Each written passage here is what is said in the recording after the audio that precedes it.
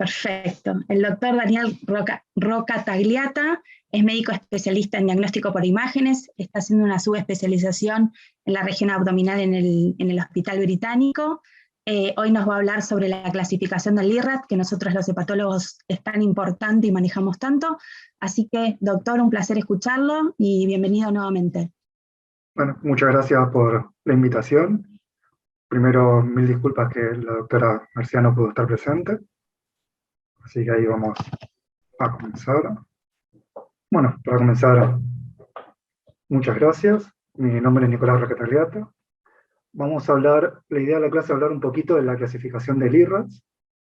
Vamos a comenzar una pequeña introducción respecto al hepatocarcinoma. De esto ustedes son muchísimo más expertos que yo. Como saben, es la quinta neoplasia maligna a nivel global, pero aún así es la segunda causa de muerte relacionada al cáncer. De allí su gran relevancia en su estudio. Más del 90% se asocia a signos de hepatopatía crónica avanzada, con cirrosis establecida. Dentro de ellos, las etiologías más frecuentes son las habituales, el alcoholismo, la infección crónica por hepatitis virus B, y actualmente, contemporáneamente, lo que son las estatohepatitis, las patologías, enfermedades no alcohólicas. La distribución a nivel mundial es bastante heterogénea, es por eso que dentro de las guías, cada guía se fue acoplando a su población. Es marcadamente más frecuente en Asia, particularmente por la prevalencia del virus de hepatitis B, aunque esto fue cambiando con el advenimiento de las campañas de vacunación. A nivel de imágenes, quería remarcar lo que es la hepatocarcinogénesis. Como bien saben, en el progreso desde el nódulo de regeneración hasta HCC establecido, temprano o progresado, pasando por los nódulos displásicos de bajo y alto grado, vamos a tener múltiples cambios moleculares que van a terminar expresándose en cambios celulares y posteriormente tisulares, y estos cambios van a determinar ciertas características distintivas que son las que vamos a objetivar a través de las imágenes. ¿Sí?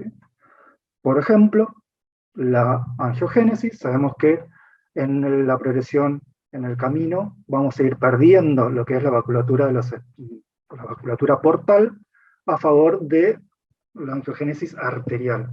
Es por eso que a nivel de imágenes se va a expresar, cuando está bien establecido, con un marcado RAS arterial, y en los tiempos portales se va a dar el lavado, porque justamente perdió ese inflow vascular venoso que permanece en el parénquima adyacente. Entonces, la contraposición va a darnos ese lavado. Por otro lado, otra de las características, como ser, por ejemplo, la densidad celular de las lesiones a valorar, va a ir aumentando, bueno, con la progresión y la atipia, y esto se va a traducir en lo que son los estudios de imágenes con el comportamiento restrictivo en lo que son las secuencias de difusión. A mayor densidad celular, por lo general, vamos a presentar mayor restricción en la difusión.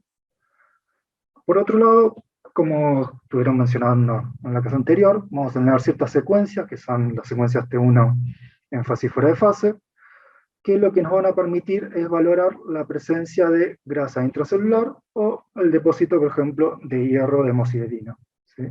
Que esas son otras características adicionales que van a estar presentes sobre todo en lo que son los nódulos displásicos de alto grado y en los HCC tempranos. Y por último, por ejemplo, la expresión de los transportadores OATP1B3, que son los transportadores que ingresan a la célula del hepatocito en el contraste hepatoselectivo, van a ir perdiéndose mientras mayor sea la desdiferenciación.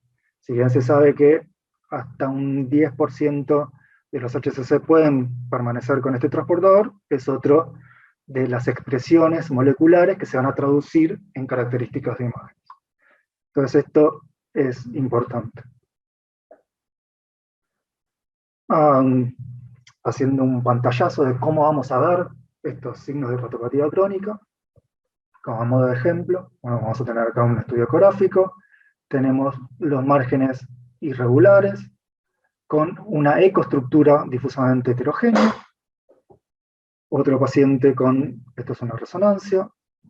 Vamos a ver de nuevo los márgenes irregulares, lobulados, microlobulados, con una estructura multinodular. Estos pacientes se van a asociar muy frecuentemente a signos de hipertensión portal, por lo tanto vamos a objetivar las consecuencias de la misma a nivel de las imágenes. Tenemos aquí un corte axial de tomografía donde vemos, esta es la luz esofágica, y todas estas son estructuras vasculares venosas tortuosas dilatadas periesofágicas, tenemos las varices periesofágicas, y en este mismo paciente vemos otro de los signos que intenta realizar colateralidad, es la repermeabilización de la vena umbilical. A su vez, además de tener alteraciones en los márgenes y en la estructura, vamos a tener alteraciones en la morfología. Vemos aquí claramente la reducción de lo que es el lóbulo derecho, con el aumento relativo de lo que son segmentos 2, 3 y 1. Adicionalmente, bueno, como ya sabemos, la esplenomegalia, que esta es una secuencia T1 en fase, que vemos que hay muchas imágenes nodulares con caída de la señal. Estos son los nódulos de Gamma-Dandy, son nódulos sideróticos esplénicos que se dan en la hipertensión portal en los pacientes cirróticos. Y por otro lado tenemos aquí, a modo de ejemplo, un corte coronal.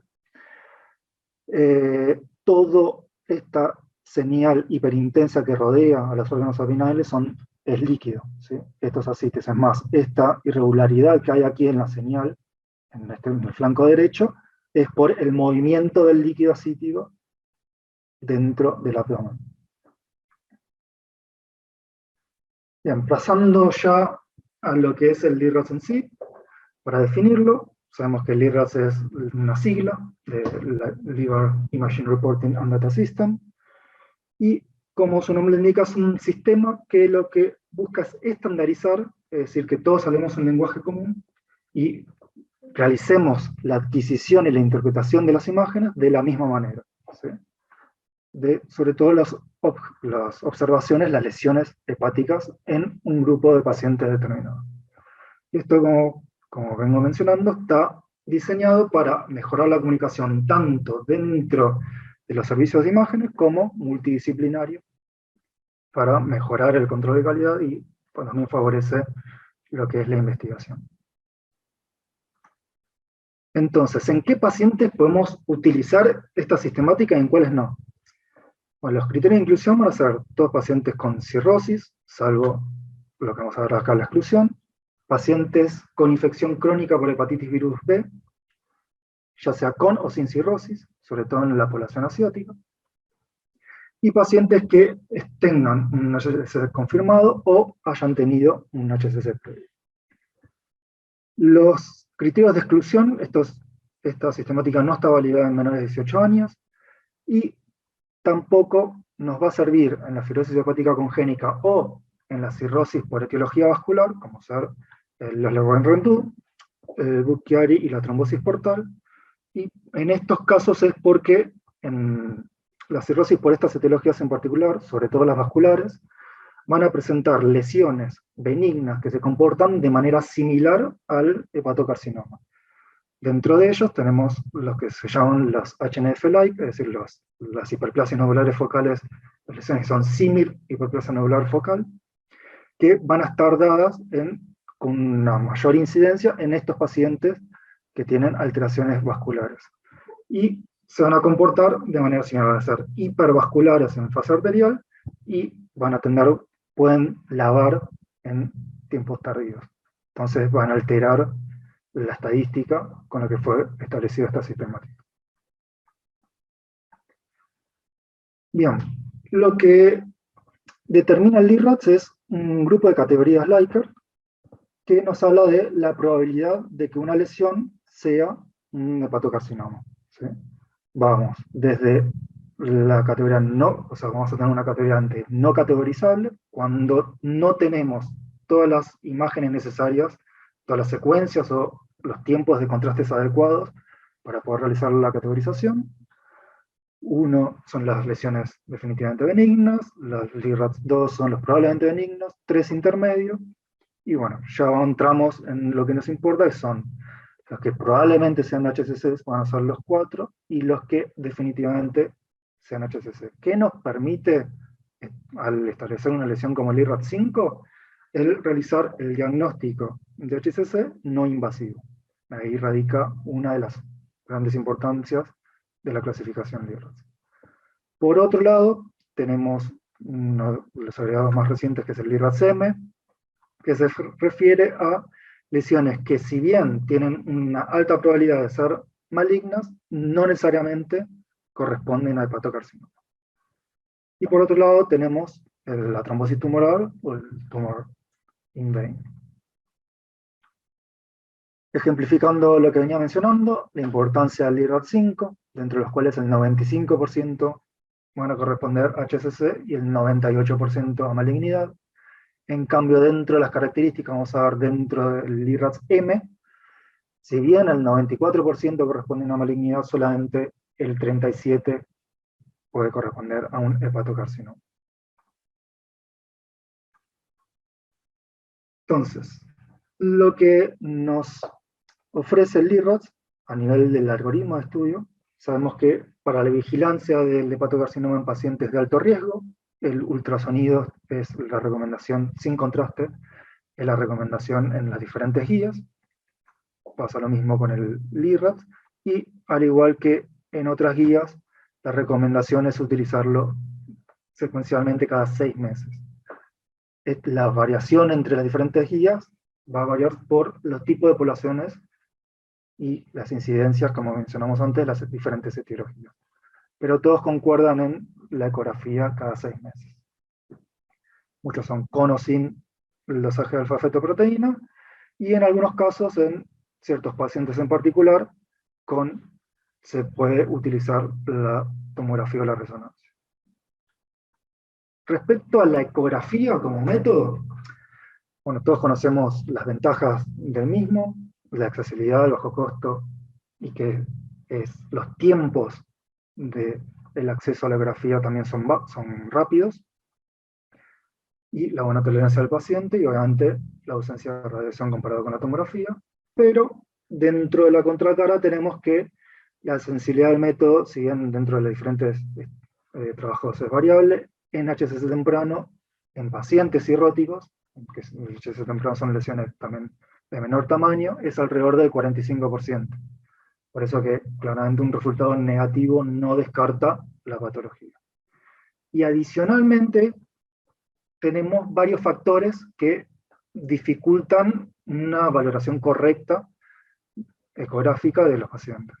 Una de ellas es que, lo que ya sabemos, es operador dependiente. Entonces, siempre lo ideal es que lo realice una persona que se dedique especialmente al screening de HCC. Por otro lado, va a depender de los equipos que tengamos disponibles, y hay muchas características inherentes al paciente, como ser la esteatosis, que altera la transmisión del ultrasonido y dificulta la valoración, la detección de estas lesiones, lo cual esto es contraproducente, porque justamente una de las etiologías que está en aumento es la no alcohólica, así que va en contra del método. Obviamente la obesidad, la citis y bueno, la cirrosis multinodular, donde uno ecográficamente es difícil distinguir las características de los nódulos de regeneración versus los nódulos a valorar. Otra dificultad es que hay ciertas regiones particulares, como ser el domo hepático, que suele estar en algunos pacientes ser muy subcostal, y no llegar con el haz de ultrasonido por la distancia a valorarlo correctamente. Para todos aquellos pacientes que por ecografía se detecte un nódulo mayor al centímetro, o que por alguna de estas causas, como mencionábamos anteriormente, no sea una valoración aceptable, podemos pasar a lo que es la tomografía y la resonancia. Entonces la tomografía y resonancia con contraste es el método de elección para el diagnóstico, como dijimos, el IRAD5, y la estadificación del HCC. Y podemos utilizar contrastes extracelulares o los llamados hepatobiliares, hepatoselectivos o hepatoespecíficos. Primero, respecto a la elección de tomografía versus resonancia. Hay un trabajo, un metaanálisis de varios estudios realizados, que nos habla de que la resonancia presenta mayor sensibilidad que la tomografía, particularmente en lesiones menores de 2 centímetros, pero la especificidad no varía entre métodos. En contra, lamentablemente, tenemos que, obviamente, el mayor costo del método y la accesibilidad. Muchas veces, más allá de tener o no la disponibilidad, el acceder al turno de resonancia a veces pasa mucho tiempo. Entonces aumenta los tiempos de espera. Por otro lado, existen muchos factores también inherentes al método que deterioran mucho la calidad de las imágenes, y lo que generan es que uno como radiólogo después no pueda categorizar adecuadamente las lesiones. Entonces, que no sea de utilidad el estudio. Dentro de ellas, tenemos que, por un lado, las CITES. Siempre, por lo menos en nuestra institución, lo que sugerimos es si se puede coordinar la realización de la paracentesis evocadora terapéutica con el turno de resonancia. Es decir, que se realice la paracentesis inmediatamente y en la brevedad la resonancia, porque la CITES disminuye, por un lado, la calidad de la señal dentro del parénquima hepático, y por otro lado, genera una dificultad, como saben, clínicamente, para mantener la apnea que necesita el estudio. Las apneas en la resonancia son mucho más prolongadas que en tomografía, y además la resonancia es mucho más susceptible a estos movimientos que la tomografía. Genera mucho más artefacto en las imágenes. Vemos aquí un ejemplo. Este es un paciente con, además de presentar ascitis, presenta signos de encefalopatía, y vemos que ya la calidad de la imagen, tenemos mucho artefacto por movimiento, y en ecografía, en la vigilancia, habían detectado un nódulo en el domo hepático en el segmento 8. Vemos aquí el nódulo, que de por sí no es tan nítidamente delimitable, por los artefactos antes mencionados, y es espontáneamente hiperintenso, recuerden ese dato. En la fase arterial es muy difícil identificarlo, uno por el movimiento asume que está en esta región, pero de la delimitación real no se puede realizar. Y en la fase tardía, si bien parecería tener un washout, un lavado, respecto, es decir, lo veo más hipointenso respecto al resto del parénquima, cae justo con un artefacto de la banda hipointensa esta, que es un artefacto por el movimiento. Entonces tampoco puedo asegurar que tengo un washout. En este caso cae dentro de la categoría, como mencionamos, del NC, el no categorizable. Es decir, este estudio no le sirvió al paciente para valorar este nódulo. Y ven la diferencia, lo claro y nítido que se veía por ecografía. Bien. Entonces, si bien la resonancia es un método que nos ofrece un montón de información y un montón de datos, tiene muchas dificultades técnicas, y es muy importante lograr obtener una buena calidad de la imagen, porque si no, como en este caso, no tiene utilidad para el paciente. Y les había remarcado lo de que es hiperintenso espontáneamente en T1, porque para valorar los realces, cuando la lesión es espontáneamente hiperintensa, saber si efectivamente realzó o no en fase arterial, hay una reconstrucción que utilizamos, que son las reconstrucciones que se llaman de sustracción. Vean la diferencia de la nitidez y la calidad de la imagen de este paciente con la anterior. También presentó una lesión en el domo en segmento 8, que era también espontáneamente hiperintensa en el T1, pero uno dice, bueno, ¿cómo hace para valorar si en la fase arterial realmente realzó o no? Cuando están alineados correctamente en la camilla, y el mismo corte cae en el mismo lugar tanto en un tiempo como en el otro, lo que uno puede hacer es la resta algorítmica de la señal en un voxel, en los voxeles, de una secuencia con la otra. Y esto es una resta literal algorítmica de la señal uno menos el otro. En este caso, vemos que en esta región presentaba un área de realce, demarcando un nódulo dentro de nódulo. Y si hacemos lo mismo con la fase tardía, vemos que esa área concordante presenta un discreto washout.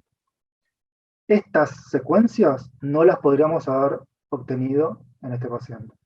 Entonces ahí tenemos otra desventaja, otra complicación que si queríamos, aún con el artefacto que caía en el washout, si queríamos valorar si al menos tenía un realce arterial, tampoco podríamos hacerlo porque no iban a quedar alineados la altura de la adquisición de una de las secuencias con la otra. Pues en el mismo punto de la camilla, el hígado por la respiración iba a estar en dos alturas diferentes.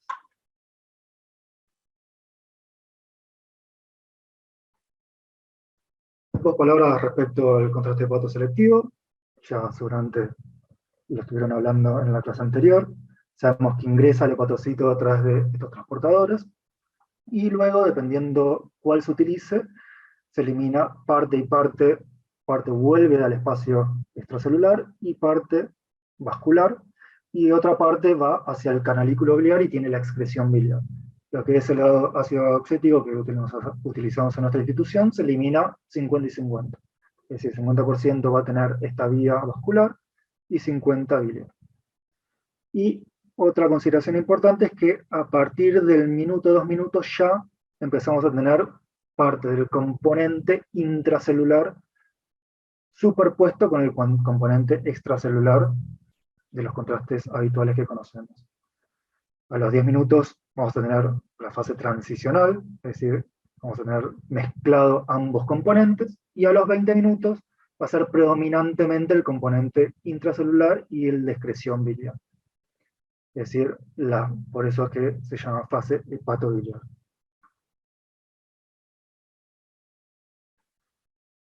De nuevo, las consideraciones para la elección del contraste hepatoselectivo o de los contrastes extracelulares. Por un lado, es importante conocer que en los pacientes que tienen una descompensación importante de la función hepática o que tienen una marcada sobrecarga de hierro, los hepatocitos no van a generar un adecuado realce, un adecuado ingreso de este contraste, por lo tanto, no voy a tener una diferencia importante entre el hepatocito del parénquima adyacente a la lesión y la lesión en sí. Vamos a ir viendo algunos ejemplos más adelante. Entonces, en estos pacientes se sugiere el uso de contrastes extracelulares.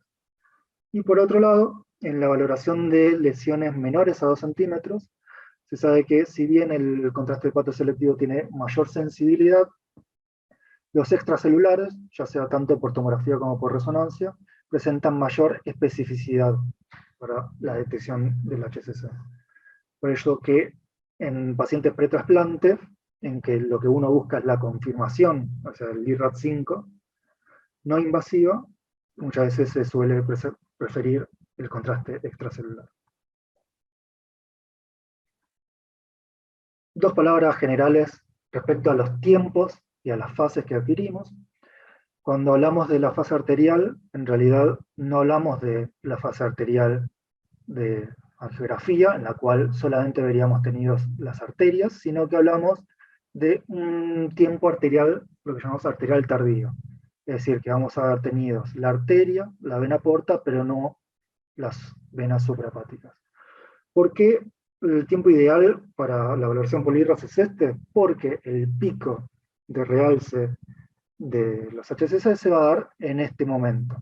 Es decir, que si nosotros obtenemos un tiempo muy precoz, puede que en la valoración de la lesión no le hayamos dado tiempo para realzar y por lo tanto tengamos un falso negativo. Es decir, que caractericemos a la lesión como que no realzó en tiempo arterial cuando en realidad iba a realzar un poquito más, unos segundos después.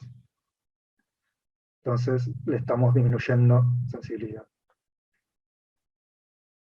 Por otro lado, el tiempo portal es cuando ya tenemos el realce de las estructuras suprahepáticas, pero siguen siendo las estructuras vasculares más hiperintensas o hiperdensas respecto al parénquima. Y en el tiempo tardío, entre los 3 y 5 minutos en realidad, cuando ya se ve similar el realce entre las estructuras vasculares y el parénquima. Los siguientes tiempos, que son a los 10 minutos, por lo general se realiza el transicional en el contraste hepatoselectivo, y a los 20 minutos son exclusivos del hepatoselectivo. ¿Qué vamos a ver aquí? Que justamente vamos a tener el contraste en la célula y no a nivel vascular. Entonces el parénquima hepático va a tener mayor señal o densidad que las estructuras vasculares. Y a los 10 minutos vamos a empezar a apreciar levemente una discreta excreción biliar. Si vemos el ejemplo, tenemos la señal, esto es una resonancia, la señal más hiperintensa de las estructuras vasculares, y adyacente a la rama portal vemos el canalículo biliar, la rama biliar intrahepática con la excreción, con el realce. Ya a los 20 minutos se nota más esta diferencia entre el parénquima y las estructuras vasculares, y se ve claramente la excreción a través de la vía biliar tanto intra como extrahepática. Es más, en muchos casos nos permite hasta realizar reconstrucciones y realizar lo que son las colongiografías excretoras utilizando este contraste. Recuerdan que les hablé que cuando hay una sobrecarga de hierro muy importante o una descompensación de la función hepática, podemos obtener imágenes subóptimas con estos contrastes. ¿Qué sucede? Que vemos aquí en las imágenes inferiores, el parénquima no genera un realce por sobre las estructuras vasculares. Cuando vemos esta situación, sabemos que la captación del contraste por los hepatocitos fue subóptima, entonces diferenciar una lesión focal que no capte versus y compararla con el parénquima que sí debería haber captado, va a haber un menor contraste entre ambos realces. Por eso que se considera subóptima y no valorable de este tiempo. Bien, pasando a lo que son las características principales del LIRRAS, vamos a tener por un lado el realce arterial no en anillo, por otro lado el lavado, también no en anillo, el realce capsular, el tamaño de la lesión y el umbral de crecimiento de las adquisiciones periódicas.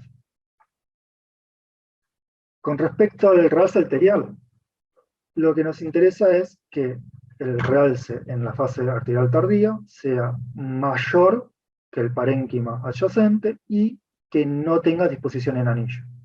Y puede ser adicionalmente de toda la lesión o de parte de la lesión. Vemos aquí otro ejemplo en que vemos el nódulo dentro del nódulo, que es un criterio auxiliar que vamos a ver más adelante.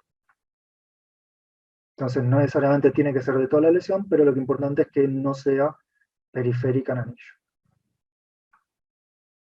Vemos acá un ejemplo, tenemos aquí una lesión con el realce no en anillo, en cambio, aquí claramente se ve el realce periférico en anillo, esto ya se considera un criterio pero del LIRRADS M. Con respecto al washout, tenemos que considerar en tiempo portal o tardío, lo mismo, valorar la lesión versus el parénquima adyacente. Cuando vemos un realce menor de la lesión, o sea, una hipointensidad en este caso, respecto al parénquima adyacente, lo consideramos como que presenta washout o lavado. Y esto puede ser nuevamente de toda la lesión o de parte de la lesión, pero no debe ser en anillo.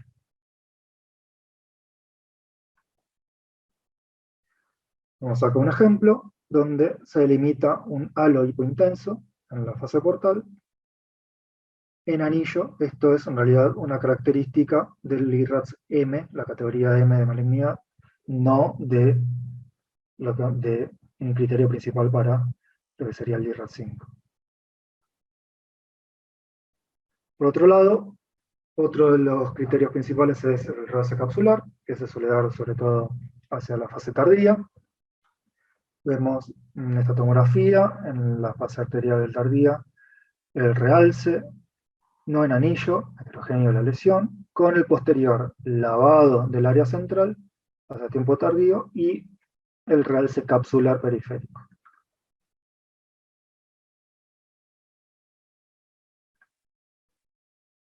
Con respecto a las mediciones se suelen hacer, es importante que hay que incluir las cápsulas en la medición. Y lo otro importante es que vamos a utilizar la secuencia o el tiempo de contraste en el cual los márgenes sean más claros, o sea, que se puedan delimitar mejor la lesión. Siempre se prefiere no medir en la fase arterial o en la secuencia de difusión, dado que en estas puede haber discrepancias respecto a otras secuencias.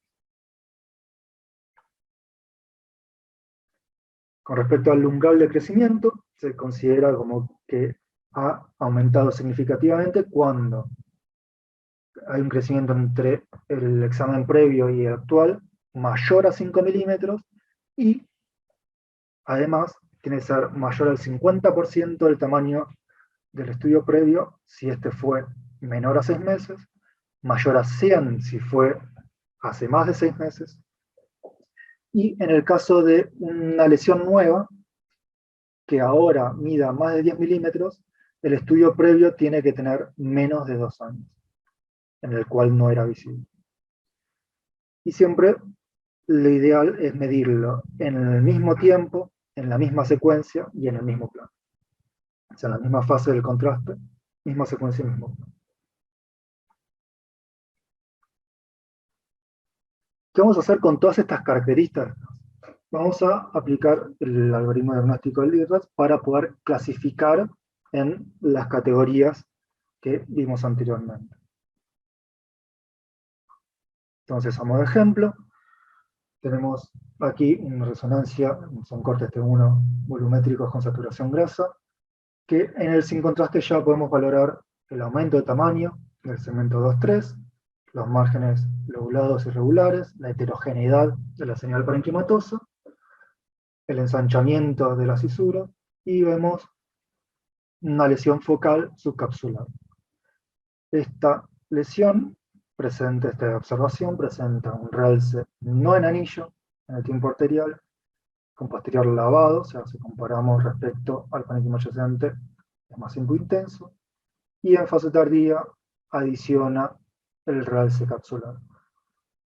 Esta lesión medía 17 milímetros, por lo tanto, con todas estas características, podemos hacer el realce no en anillo, una lesión de 17 milímetros, que presenta dentro de los criterios principales 2, o sea, el washout y el realce capsular, es un LIRAD 5. Es decir, definitivamente HCC, si este paciente cumplía con criterios de inclusión. Adicionalmente, tenemos lo que son los criterios auxiliares, que lo que nos permiten es aumentar la seguridad diagnóstica de una observación. Vamos a tener algunos criterios que nos van a favorecer hacia la malignidad y otros hacia la benignidad. Cuando presentamos uno o más criterios auxiliares que favorecen malignidad, se puede ir subiendo de categoría, es decir, si por criterios principales yo objetivaba un LIRRAS 3, pero presenta criterios auxiliares que favorecen malignidad, puedo categorizar a esa lesión como un LIRRAS 4. Pero jamás puedo subir al IRRAS 5, dado que la especificidad de los criterios auxiliares es baja, o sea, no es suficiente para determinar HCC. Suelen ser más específicos suele ser determinar mejor malignidad que específicamente HCC. Por eso es que no se puede subir del IRRAS 4 al IRRAS 5 con criterios auxiliares. Los criterios de benignidad van a ser lo contrario. ¿Qué pasa si tenemos la contraposición de ambos directamente no se ajusta a la categoría y se determina simplemente por los criterios principales. Estos son los criterios auxiliares, tanto los que favorecen malignidad como los que favorecen benignidad, y dentro de los que favorecen malignidad, los que son específicos de HCC y los que no lo son, pero sí de malignidad en general. Y un punto a tener en cuenta es que, como pueden observar, gran parte de estos criterios auxiliares son características que vemos por resonancia y son características que veníamos charlando en la carcinogénesis. La densidad celular, representada por la difusión, la presencia del contenido de hierro en el HCC temprano, la hipodensidad, ya sea en la fase de transición o hepatobiliar con los contrastes hepatoespecíficos, que nos hablaba de la disminución de la expresividad del transportador,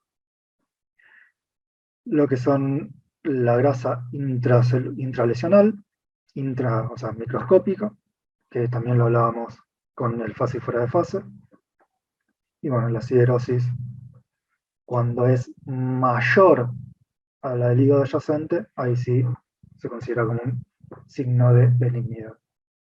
Y obviamente la isointensidad en la fase hepatobiliar con contraste hepatoespecífico nos habla como un criterio auxiliar de benignidad, si bien, como ya saben, hasta un 10% puede presentarlo y ser HCC. Adicionalmente, tenemos las categorías M y las categorías T. La categoría M nos habla, como bien dijimos antes, de malignidad, no necesariamente HCC. Solamente un 37% de las lesiones categorizadas dentro de M son efectivamente HCC. ¿Cuáles son las características que buscamos? Lo que veníamos diciendo en contraposición, es decir, el realce en tiempo arterial pero en anillo, el washout pero también periférico en anillo, o el realce central tardío en los tiempos progresivos. Por otro lado, en difusión o con el contraste específico, también la morfología targetoide o endiana nos habla de un LIRAS M. Dentro del LIRAS M vamos a tener incluidos tanto metástasis como colangiocarcinoma y los colangiopatos, dentro de otros. Algunos ejemplos, en este caso de metástasis, vemos en fase arterial el realce bien en anillo periférico de todas las lesiones, que concuerda con la restricción en anillo en la secuencia de difusión.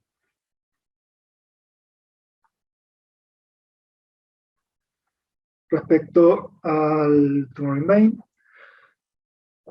se va a decir que es el tejido blando con realce, o sea, vascularizado, con realce inequívoco, independientemente de la presencia o no de una lesión parenquimatosa hepática. ¿Por qué se dice esto? Bueno, en este ejemplo, si bien es bien claro que tenemos aquí el realce, el tejido hipervascularizado dentro de la luz venosa, y se llega a distinguir el HCC infiltrativo ocupando prácticamente todo el lóbulo derecho.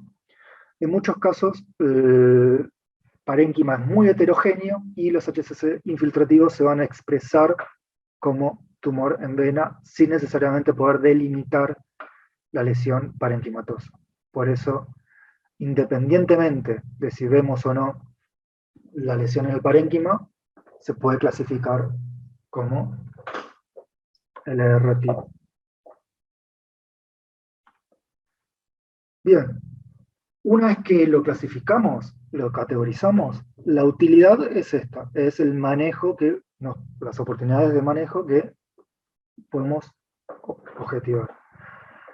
Lo que son los LIRAT5 ya nos habla del diagnóstico no invasivo del HCC, por lo tanto va a ser, por obviamente discusión multidisciplinaria, si va a trasplante o qué opciones terapéuticas presenta.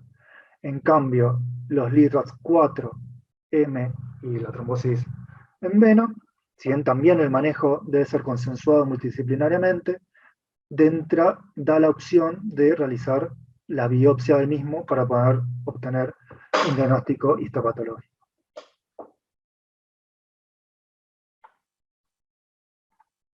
Adicionalmente, en la Argentina, las lesiones que sean LIRAD5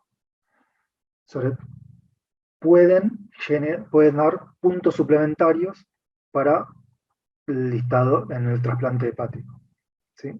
Pero no son todos los LIRAD5 los que aportan estos puntos suplementarios, sino son los que cumplen con los criterios de lo que sería la estadificación del estadio 2, es decir, que sea un nódulo solitario mayor a 2 centímetros o hasta 3 menores de 3.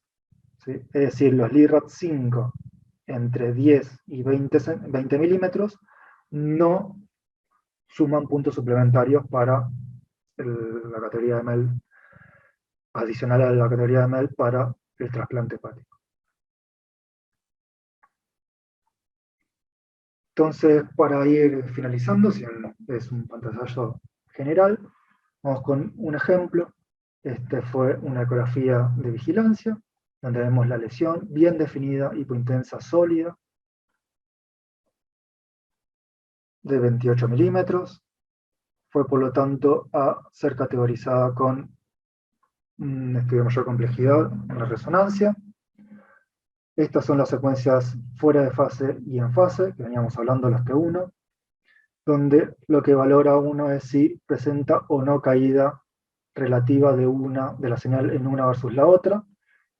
En la lesión en sí no vemos una caída, una alteración significativa, pero en el resto del parénquima sí lo vemos. Esto nos habla de signos de esteatosis. En la secuencia de difusión vemos que presentaba, si bien falta el mapa de C, que está aquí, presenta alta señal en difusión, caída en el mapa de C.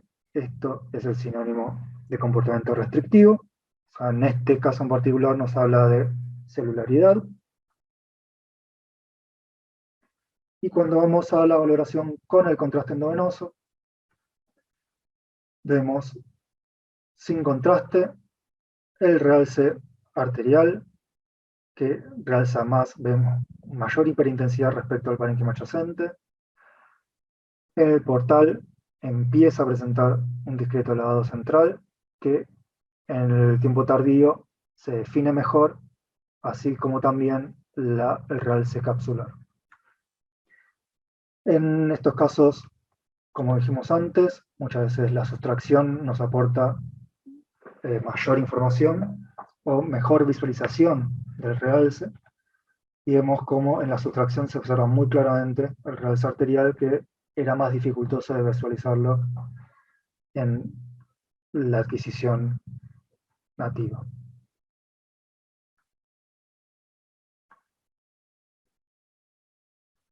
Con respecto a la misma lesión, pero con contraste hepatoselectivo, tenemos que en la fase transicional no presentaba captación, y a los 20 minutos tampoco, es bien hipointensa respecto al parénquima adyacente, y vemos que el parénquima es más hiperintenso que las estructuras vasculares. Es decir, que es una adquisición de buena calidad, óptima, no es subóptima como veníamos hablando, y es válida esta interpretación.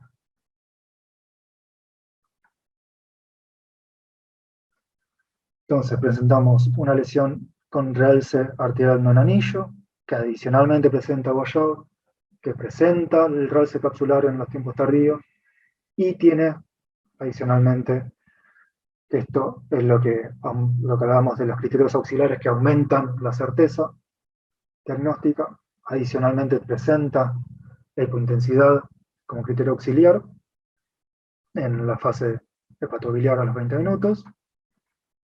Esta lesión era un LIRAD5.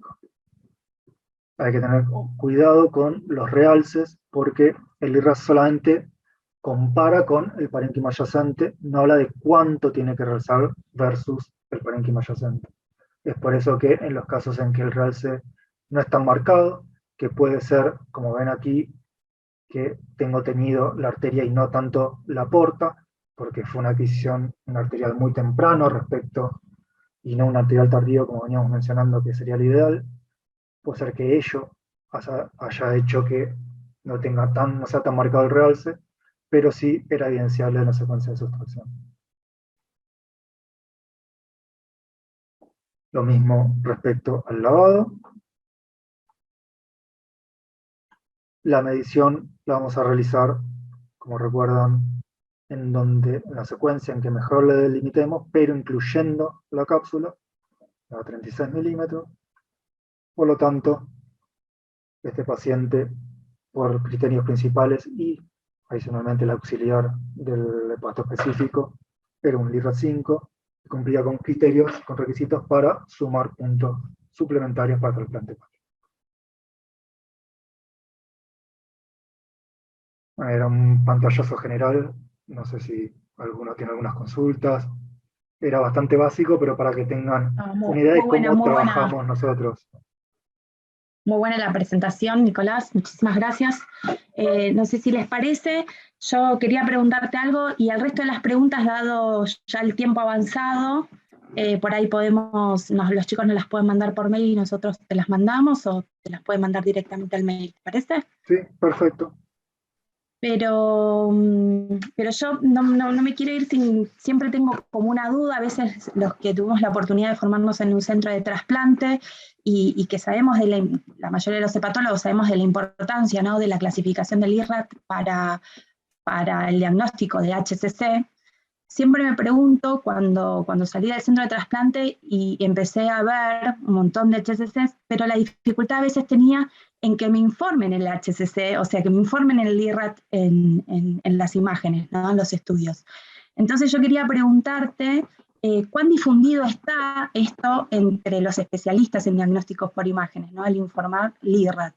¿No? Yo, por lo general, especifico cuando hago la orden, pero a veces me cuesta que del otro lado, en un lugar que no sea un centro de trasplante, me lo informen. Entonces quería preguntarte eso vos como especialista. Exactamente pasa eso, que a menos que uno trabaje en un centro donde se realice trasplante hepático o que haya trabajado, por lo general, o esté indicado en la orden. Si no está indicado, muchas veces muchos radiólogos generales no lo especifican. Entonces puede que por las características lo pongan descriptivamente como que es compatible con hepatocarcinoma, pero no especifican la categoría del IRRAS, que es lo que justamente necesitan por el INCUCAI en este caso. Entonces, si bien es un defecto dentro de nuestro servicio, de nuestra área, nos ayuda mucho el pedido específico, porque uno, aunque sea un radiólogo general, tiene conocimiento de la existencia del IRRAT y puede aplicar la categoría. Sí, porque más que nada sabiendo de que el diagnóstico de HCC hoy en día es justamente por imágenes, y todavía incluso a veces entre los oncólogos existe esta confusión, empiezan a pedir más estudios y retrasa el tiempo, ¿no?, del diagnóstico y es fundamental.